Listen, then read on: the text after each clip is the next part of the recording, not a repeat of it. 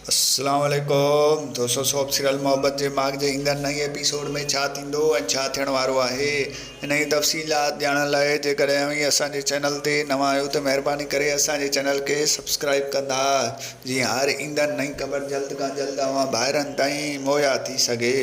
दोस्तों हाणे हलूं था ड्रामे जी तफ़सीलात जी तरफ़। तव्हांखे ॾेखारियो वेंदो त ईंदड़ नई एपिसोड में ढकणी जे जनाज़े ते तमामु घटि माण्हू हूंदा ऐं तव्हांखे ॿुधाईंदा हलूं त मुजैरी उते वेही अफ़सोस कंदो ऐं चवंदो त जॾहिं हिते वसंदी हिते तमामु घणा माण्हू हूंदा ऐं जनाज़े ते एतिरा माण्हू ईंदा जो हिते कंहिंखे जॻहि न मिलंदी हुई। ऐं जेको आहे हाणे वसण आहे त हर कोई हितां लॾे वियो आहे ऐं चंद माण्हू बि जेको आहे कुल ॾियण वारा बि न हुया।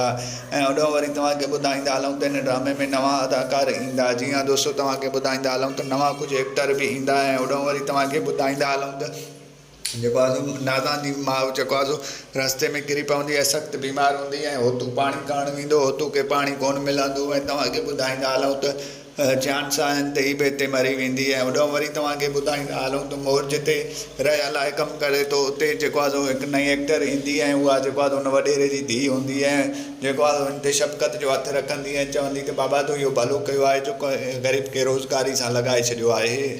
तव्हांखे ॿुधाईंदा हलूं इन खां अलावा जेको आहे ॿिया कुझु एक्टर जेकी ज़ाहिर ज़िंदगी जा हुया उहे ईंदड़ नई एपिसोड में ईंदा ऐं उन्हनि खे जेको आहे मुजैरी चवंदो तव्हां हिते रहंदो या तव्हां वापसि वेंदव। उन खां पोइ उहे चवंदा त असां हिकु ॿ ॾींहं फ़िलहालु हिते आया आहियूं, उन खां पोइ असां वापसि वञण जी कोशिशि कंदासीं। ऐं तव्हांखे ॿुधाईंदा हलूं त उहे घणे टाइम ताईं हिते हूंदा ऐं तव्हांखे ॿुधाईंदा हलूं त मुजैरी जेको आहे खड़पील सां ठाह करे छॾियो ऐं जेको आहे ॻोठ वारा बि हाणे जेको आहे खड़पील सां ठाह करे छॾींदा ऐं खड़पील सां हथ में ॾेई हलंदा।